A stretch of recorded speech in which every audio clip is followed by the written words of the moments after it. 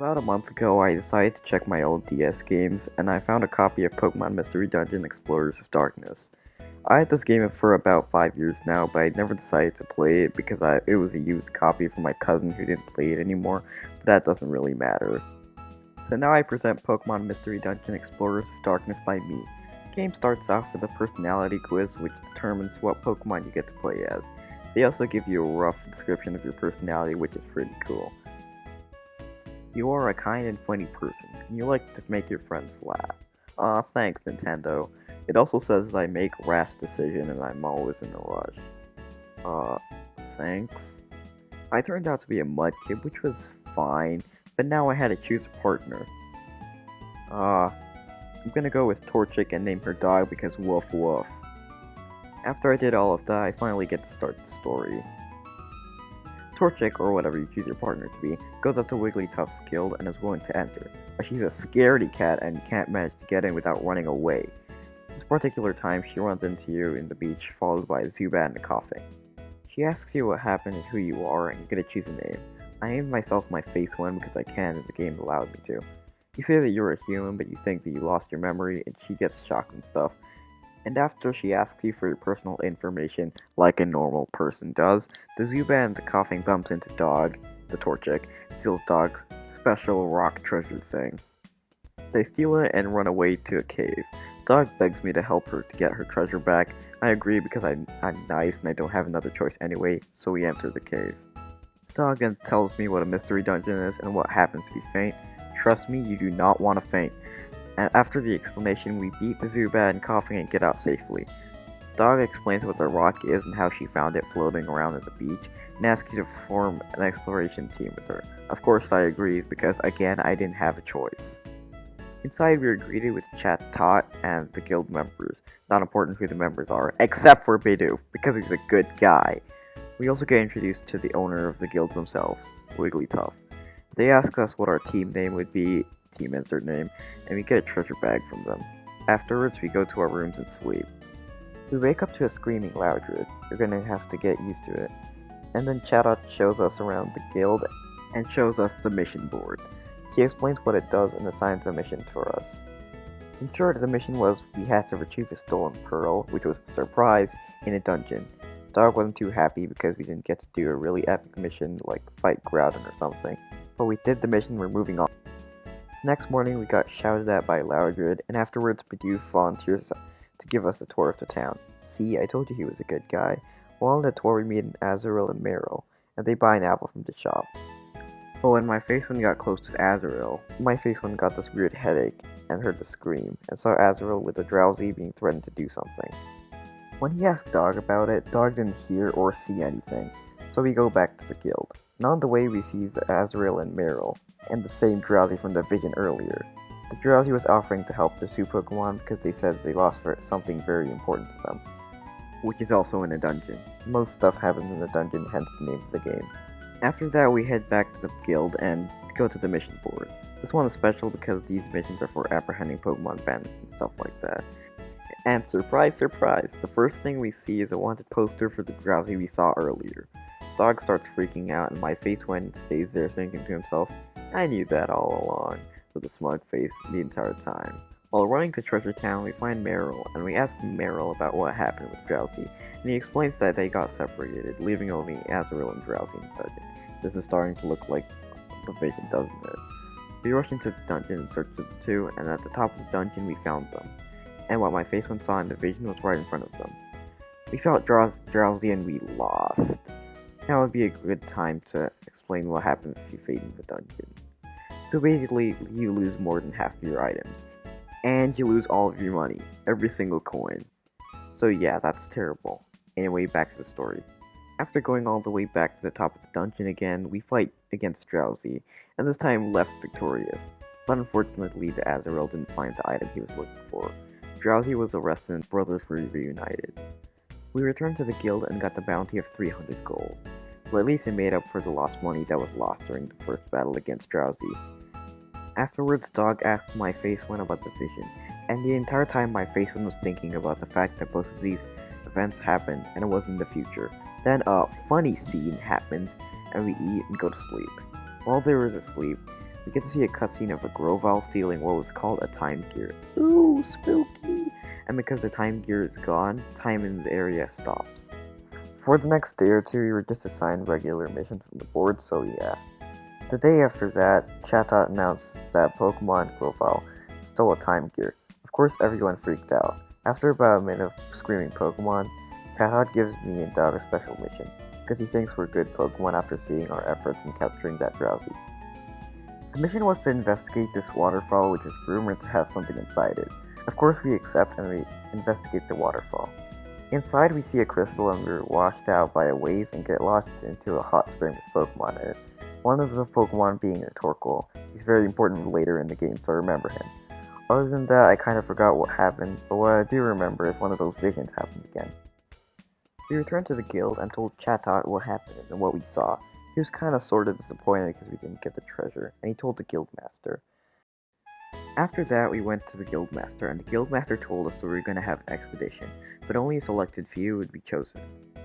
The next day, we were announced that we were going to have an expedition. We were going up to the bulletin board to get a mission, but on the way there, see Zubat and the coffin from the beginning of the game. Dog was freaking out while my face was just sitting there, equally shocked, not showing it. But they came with another Pokemon, Skuntank, and the three called themselves Team Skull, the old one. They called Dog a wimp and a chicken and those stuff, and I soothed her by saying she isn't a chicken. Wait. Then for the next couple of days, we were doing our regular routine of choosing missions and doing them, hoping to be chosen to go into the expedition. One night after that, Team Skull decided to feast on the guildmaster's favorite food, perfect apples. So that morning, Chatot assigned me and Dog to get more apples and apple woods. I guess Nintendo ran out of ideas for names. While we were going, Team Skull overheard that we were going to get more perfect apples and wanted to sabotage the entire trip just so they can enter the expedition because they heard there's a treasure involved. After finishing the dungeon, we arrived to the place where the perfect apples were said to be, only to see that Team Skull has finished most of the perfect apples. We challenged them to a battle only for us to lose to their special attack. They took all of the perfect apples and we went back to the guild. We told Chatot and he went crazy. He told the guildmaster and the guildmaster almost went crazy. But Team Skull decided to give the guildmaster the apples to gain trust from them. The next day, Chatot announced that in the next day or so, they will announce the people that were going for the expedition. After that announcement, Chatot called me and Dog and told us to give up on joining the expedition because of the one thing that happened with the apples the other day. At that moment, I really despised him because it was Team Skull's fault, not ours, but of course he wouldn't listen. So for the next couple of days, I continued my mission while trying my best to avoid Chatot because I was still salty about what he said earlier. A couple days passed and the announcement of who's joining the expedition would be out. So the guildmaster gave us the list, and after so much anticipation, everyone in the guild got chosen. Joke's on you, Chatot! Well, yeah, so everyone's going. We got split into teams, and the other teams are not important, but Team Insert Name got paired up with Bidoof. So we all prepared and left. The first part wasn't necessarily hard. We failed once or twice, but afterwards we got past it. After like 3 dungeons, we finally caught up with the rest of the guild, which were waiting in the foggy forest called, well, Foggy Forest. We were assigned to investigate on a place called Fogbound Lake, and a Pokemon protecting it called Uxie, one of the members of the Lake Trio, which should do anything to keep Fogbound Lake a secret, like erasing memories and stuff. So we did what we were told to do, and Dog found a red crystal thing and decided to keep it because it looked cool.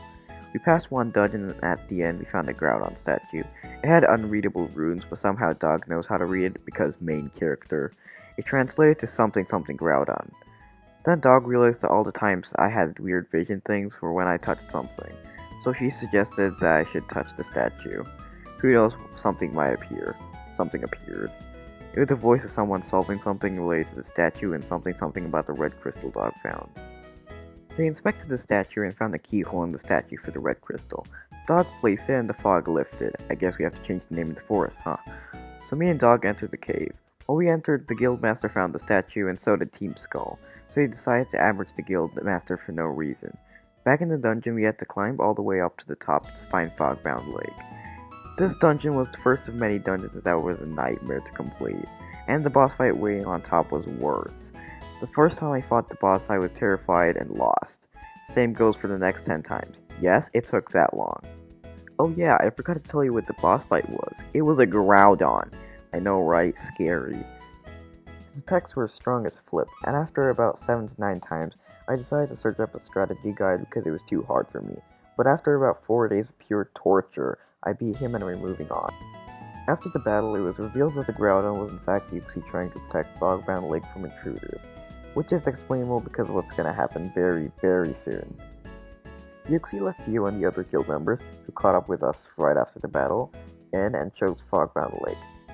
We get to stare at the screen while it changes pixels, and after like 16 seconds of pixel changing colors, Yuxi shows us there's a time gear here.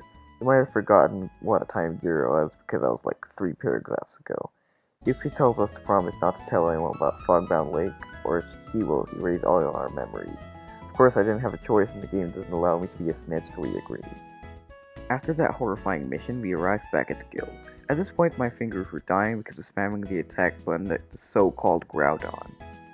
The next day, we are woken up by Loudred, our trusty alarm clock, and Chata tells us to check the market if they're stocking on perfect apples, but it appears that someone is entering the guild. No, don't worry, it's not Team Skull. It appears to be a Dusknoir, a famous explorer Dusknoir. Ooh! Everyone explains that Dusknoir is so good at exploring and stuff like that. Afterwards, Dog, like the good chicken she is, remembered that Chata told us to check the market, so we did. On the way there, we met Azrael and Meryl again. They tell us that the item that they lost was found by someone in the beach.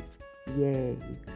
Anyway, we return to the guild and tell Chata that there isn't any perfect apples. Later that same day, some stuff happens with Meryl and Azrael. It's something about that lost item from earlier. Retrieve the item and return it to the brothers. After the brothers left, Dog asked Dusknoir about the vision thing I keep having. Dusknoir said he's heard of it somewhere, and he said it's called a dimensional scream. I guess it's easier than calling it the future vision thing. Then he asked us for our names. We told him our names, but when I said my name, my face went. Dusknoir is smiling. Kinda suspicious. Moving on, Bidoof tells us to go to the guild, because apparently something is wrong. We enter the guild and we are told that another time gear is stolen. And the worst part is, the time gear that was stolen was from Fogbound Lake, the same time gear we saw earlier, and now time's frozen there too. But the thing is, none of the guild members told anyone because we are good Pokemon. Maybe. But Dog still thinks it's one of us because we are the only ones who were there. Great going, Dog! But Chatot and Magnezone confirms that it isn't one of the guild members who took the time gear. So Wigglytuff and Chatot assigns all of us to search for the remaining time gears and make sure they are safe. Me and Dog are assigned to go to a desert in the north called Northern Desert. Once again, great naming, Nintendo. The dungeon was pretty easy, but still, no time gear. We ended up in a dead end with nothing but quicksand holes all over the place. We went back to the guild and unfortunately we weren't the only ones who found nothing. The next day we were told to return to the quicksand place. And I had the great idea of jumping into the quicksand. Dog thinks I'm crazy, but after talking to her for a while, she hesitantly agrees. So at the count of 3, we jump into the quicksand and we sink into another dungeon. This time the dungeon wasn't so easy. It took me about 2 or 3 tries before getting past the dungeon and fighting the boss fight Mesprit, another member of the Lake Trio. The boss fight wasn't that hard. All I had to do was spam Mud Slap and Water Gun and she was defeated. Mesprit then explains that she thought we were trying to steal the time gear because she had heard from Yuxi that someone stole the time gear there, using telepathy or something. We tell her that we aren't trying to steal it, but we're trying to protect it. But when we tell her, Grovyle appears. He approaches the time gear and Mesprit tries to stop him, but can't because of her wounds after fighting me and Dog. Dog also tries to stop Grovyle but also fails. Grovyle ends up leaving with the time gear. We return to the guild and tell Chatot and everyone else what happened. They weren't very happy. But Dusknoir remembers that there's one more member of the Lake Trio, making it the trio, Azelf. And he's probably an unusual lake too. So the guild is thinking as hard as they can to locate where Azelf might be. I was probably half focused at this part because I don't remember much about it, but what I do remember is that Bidoof had a crystal from the dungeon he went to. And Dusknoir told me to touch the crystal so that I can activate my dimensional scream. I touch the crystal and I see an unknown Pokemon being threatened by Grovyle and being knocked out by Grovyle. And Grovyle takes the timepiece and Grovyle. I explained what I saw, and the entire time I was wondering if that was in the past or the future because it was unclear. After discussing for a while, we decided to go to said dungeon and try to save that time gear, which was hopefully there. This dungeon was fine. I handled it with my water gun and other moves. The dungeon after this was slightly more difficult, but on the bright side my very useful water gun turned into waterfalls. Now the attack is far ranged. After passing the dungeon, we see Azelf just got beat up by grovyle, just like in the Division, so it was in the future. Azelf summons a crystal barrier on the lake so that grovyle won't escape. To ensure this, we have to battle him. We actually did quite well for a boss fight with over 200 HP. But even if you win, grovyle knocks you and Dog out and leaves with the time gear, which was there. The rest of the guild brings you and Dog and Azelf back to the guild along with Dusknoir, and apparently Dusknoir knows grovyle, so that's something. A while after that, Dusknoir goes to Treasure Town to make an announcement. Apparently, Dusknoir is from the future and he knows grovyle, because grovyle is a criminal in the future, because he caused the end of the world. The Pokemon are still alive somehow. He then explains how if the time gears are all taken, then the planet will stop moving and all life, except for Pokemon, will be eliminated. And he apologized for keeping this secret from everyone. So now everyone's main priority is to capture grovyle and stop the planet's paralysis, which is what they call the end of the world if you were wondering. After a few missions, we get another announcement in Treasure Town, so it's revealed that grovyle has been caught, and it's time for them to return to the future. Alright, so from this point in the story gets really confusing, and everything we just talked about is going to be completely changed with these last few chapters. So if you're somehow still here after, I don't know, by seeing the script so far, it's probably been around 17 minutes, if I read fast. Alright, enough of my non-important speaking, I'm going to move on. Continuing from Dusknoir returning to the future, about that, he grabs me and Dog and brings us to the future with him. In the future, me and Dog are somehow trapped in a prison, and after a while, some Sableye come in and bring me and Dog out. They bring us to a pole and tie us up so they can, make us not living anymore. Yeah, they were about to do that. We asked grovyle, which is also tied up, what was happening and where we are, but we already knew we were in the future. After a bit of chatting, we ambush them and we escape from the ropes. Grovyle then uses a luminous orb and temporarily blinds the Sableyes and Dusknoir. We run for a while and after about a minute we stop. Grovyle asks to join us to go back to the past, but Dog doesn't really trust him just yet, because of what's been happening in the present. So Grovyle goes on ahead without us and we follow him into a dungeon. This dungeon isn't necessarily hard, it's just kinda confusing, but after getting past 2 dungeons, we come across another dungeon, and this one has a fairly easy Spiritomb boss fight, which apparently demolished grovyle. After catching up with grovyle, Dog finally agrees to let grovyle join us. The next dungeon is sorta like the Foggy Forest from before, but kinda more difficult. After this dungeon we meet up with Celebi, which will help us get back to the present. There's another dungeon after this one, not very important stuff happens, but it also seems like Celebi likes grovyle.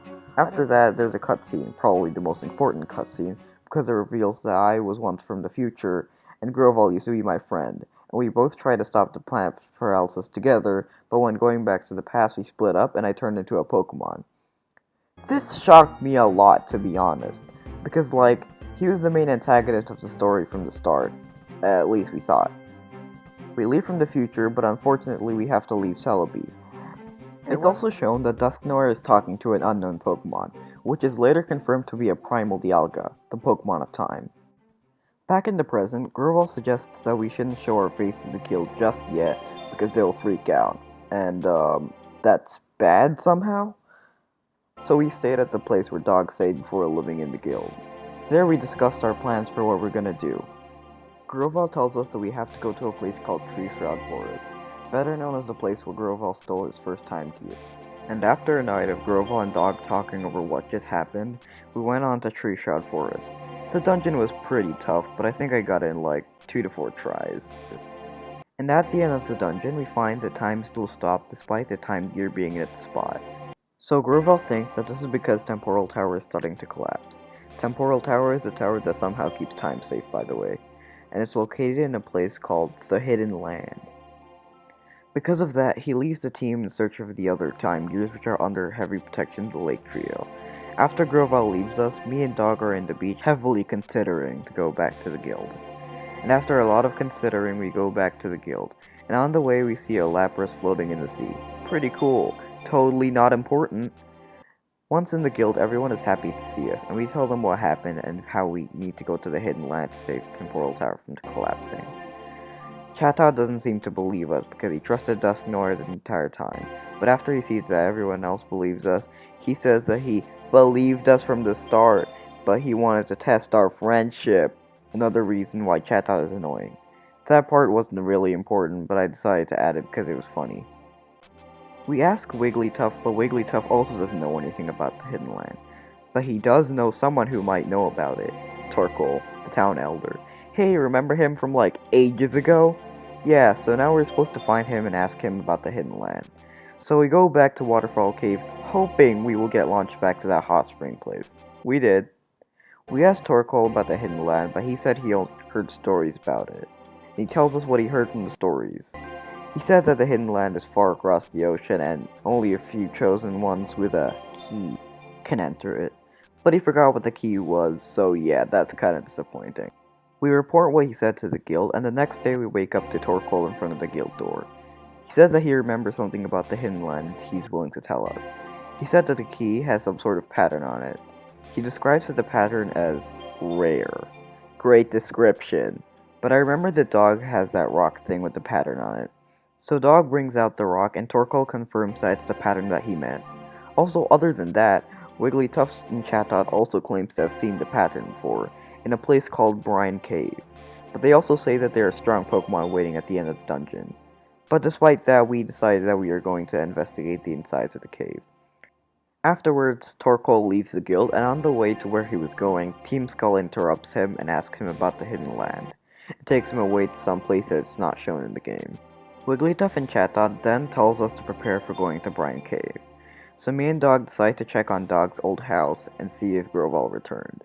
He didn't, but he left a note asking us about our progress.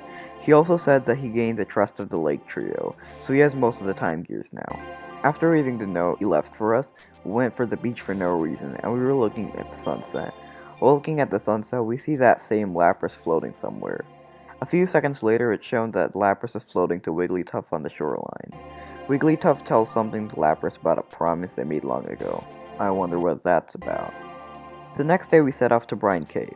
In front of the cave, we are split into groups, and Team Insert Name is paired up with Chatot.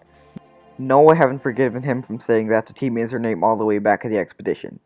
So we were forced to move on with Chatot. The first part of the dungeon was fine. The Pokemon were mainly ground type, so I managed to demolish most of the Pokemon. Chatot was also an advantage because of his high level, so we were using him. We made it to the halfway point, where Team Skull shows up and steals Dog Rock Thing again. We then explain how Team Skull was deceiving the guild the entire time. Chatot is shocked and stuff. Team Skull then picks on Chatot for a while, enough to make him explode. He then chases after Team Skull, leaving me and Dog alone. Surprisingly, Dog did nothing about them stealing her rock. Thanks a lot, Chatot. And Chatot leaving us wasn't the worst part. First of all, this dungeon was a pain to complete. Not only that, the boss at the end was said to be the super strong Pokemon who beat up Wigglytuff and Chatot long ago. So after passing the dungeon, we were met with a beat up Team Skull. We asked them what happened and they said that the strong Pokemon beat them up, and they're asking why we are still worried about them after the things that they did to us. Dog says that he's worried because of reasons I forgot. Skuntank gives us Dog's rock back, and at this point I kind of forgive Team Skull for the things that they did to us. But not that stinking chat.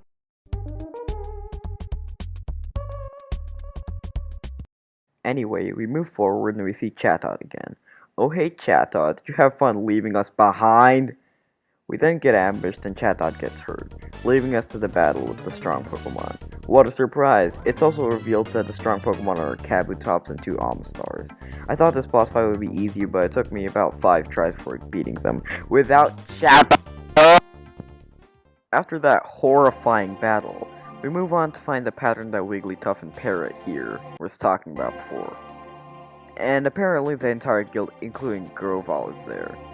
The rest of the guild helps Parrot and tells us to go on. So we did, and we find the pattern that they were talking about. And then, surprise, surprise, Lapras swims towards us. She tells us that Lapras is the only way to get to the hidden land. Whoa, so it is real! So we get on Lapras, and she brings us to the hidden land. Back at the guild, Parrot is sleeping. That's it. On the way to the hidden land, Lapras tells us about the Rainbow Stone Step. and how that's the only way to get in and out of Temporal Tower. This is it. After about a month of playing the game, I'm about to face the last few dungeons and finally beat the game.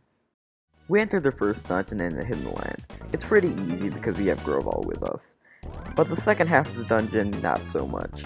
Yeah, I beat it in my first try, but I had to use a lot of healing items and reviver seeds. With the first dungeon complete, we arrive in the Rainbow Stone Step, and there's a hole that fits with Dogstone. We're about to insert the rock when Dusknoir and the more of his Sable-Eye minions appear. He tries to bring us to the future again to end our living, thus a battle. This battle made me so nervous because not only was Dusknoir said to be really strong, he also had tons of minions fighting with him. So in our first attempt, we failed. Second also failed, but the third time I got close, but failed. I think I got him in my fourth attempt, but I kinda forgot. After the fight, Dusknoir prepares one more huge attack to end us, but we attack him with a bigger attack, and we successfully knocked him out. Grovyle tells Dog to insert the rock into the hole so that the Rainbow Stone Step can be activated, so she went. Dusknoir then says that if we do change the future and save the planet from freezing, me and Grovyle will disappear because we are from the future, and if the future changes, who knows if we will be made. Apparently both of us knew that, but since I lost my memory I didn't know about it. I was shocked to hear about it. Then I remember about Dog and the fact that if I leave she will be lonely. Dog then successfully puts the rock into the hole in the Rainbow Stone Step, but unfortunately the time that Dog took to do that was enough for Dusknoir to heal. So he pushed me away and Grovyle blocked an attack from Dusknoir, also hurting him. But despite that, Grovyle attacks Dusknoir and pushes him to the future again. While pushing him, he tells me to keep on going no matter how much it hurts. I agree, and he also dropped all the time gears for us to take. Dog comes back to tell us what she did, and sees what's happening. She's really shocked, for obvious reasons. Grovyle also thanks me for the times we spent together, and told us to take the time gears and change the future. After those words, he left us. He went to the future with Dusknoir, leaving me and Dog to do the rest. We move on to the Rainbow Stone Step, and now we are in front of Temporal Tower. I had a lot of healing items prepared, so we moved on. This is the final dungeon before the final showdown with Dialga. The first dungeon was actually really easy. I passed through it first try. Like seriously, just spam your strongest attack, and you'll go through it really fast. But the second half of the dungeon was a nightmare. Remember Groudon's dungeon? Yeah, that's nothing. This dungeon was full of strong Pokemon and the stairs leading to the next floor were in really odd places. Not only that, there are traps everywhere, and even if I pass the dungeon, I'll have to face Dialga. But after an entire week, I finally beat him. Oh my god, it was so hard. Sorry about that. Moving on, we defeated Dialga and we were rushing to the place to put the time gears, because the place was already falling apart. We put all the time gears and the place started thundering, but after a bright flash of light, shaking and thundering stopped. We saved the world. It's over. We had to return to the guild, but on the way back, I started getting this weird feeling, like my legs were feeling heavy or something. Then I remembered what Dusknoir said about me disappearing. Dog realized I stopped moving and checked to see if I was okay. I told her what's happening and she couldn't believe me. I slowly started to fade away and Dog started to cry because she can't believe what I said was true. The dog knew she had to get back to the guild no matter how hard it was for her. When she returned, she told everyone what happened. A few months passed and Dog decides to go to the beach where we first met. She starts to remember about our adventures and stuff like that. And Dialga, like the creep he is, was spying on Dog and decided to bring me back to life. So there it was, alive again. The credits roll with peaceful music and the game ends.